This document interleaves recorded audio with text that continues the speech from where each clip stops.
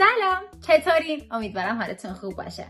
بچه به دنیای عروسکی من خوش اومدین. من شیدا هستم، فارغ التحصیل رشته گرافیک از دانشگاه شیراز و شغلم عروسک سازیه. بله، دقیقاً عروسک سازی.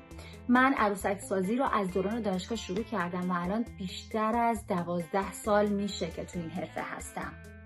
توی این ویدیو و ویدیوهای دیگه قراره که از عروسک سازی صحبت کنم، از اینکه کلا عروسک سازی چیه، از کجا باید شروع کنیم، چقدر سرمایه میخواد، چقدر طول میکشه به درآمد برسیم و سوالای دیگه. یعنی تمام دغدغه هایی که شما دارید برای اینکه این هنر رو شروع کنید.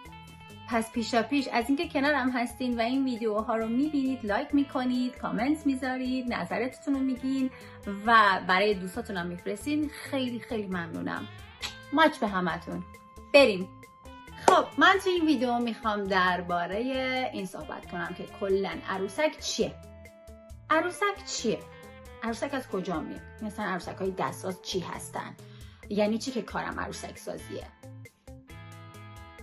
اصولاً تا وقتی اسم عروسک میاد ما یاد بچگیمون میافتیم، یاد خاله بازیایی که میکردیم، در صورتی که الان تو دنیای امروزی عروسک سازی فقط به بچه ها و دوران کودکی محدود نمیشه. عروسک سازی تو دنیای امروزی خیلی گسترده است.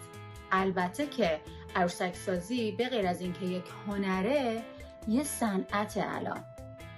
ولی من اینجا توی این ویدیو درباره عروسک‌های کارخونه‌ای و شرکتی که تو تولید انبوه تولید میشن ندارم. من اینجا راجع به عروسک دستسازی که شخص هنرمند، یکی مثل من، یکی مثل تو، اون رو میسازه میخوام صحبت کنم.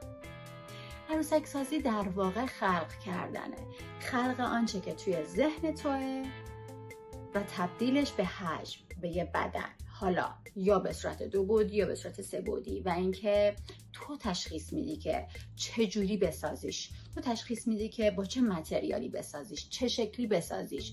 گاهی هنرمند میاد توی ذهنش اونو تجسم میکنه و بعد مستقیم میاد میسازتش. خب ولی گاهی هم اول نقاشیش میکنه، اول روی کاغذ میارتش، بعد از اینکه روی کاغذ آورد حالا میاد به حجم تبدیلش میکنه.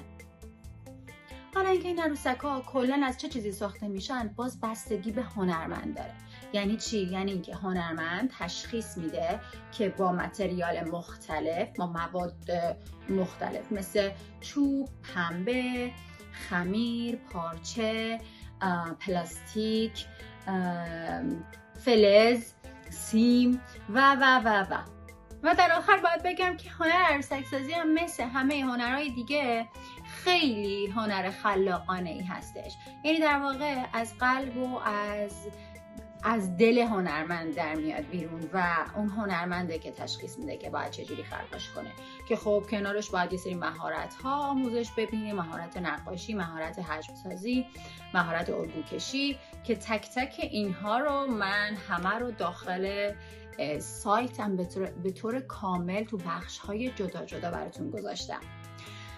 و در نهایت این که بچه ها اگر که واقعا دوست دارین که عروسک سازی رو شروع بکنین و خلق کردن رو تجربه کنین، فقط کافیه که به قلبتون مراجعه بکنین. فقط باید بفهمین که از کجا میخواد اون خلق کردن بیاد، چی میخواین خلق کنین، پارچه‌ای باشه، خمیر باشه، متریالش چی باشه، شکلش چه شکلی باشه، شکل انسان باشه یا حیوان یا ترکیبی از اینا باشه.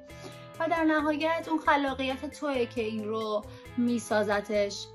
امیدوارم که از این ویدیو استفاده کرده باشین و به دردتون خورده باشه.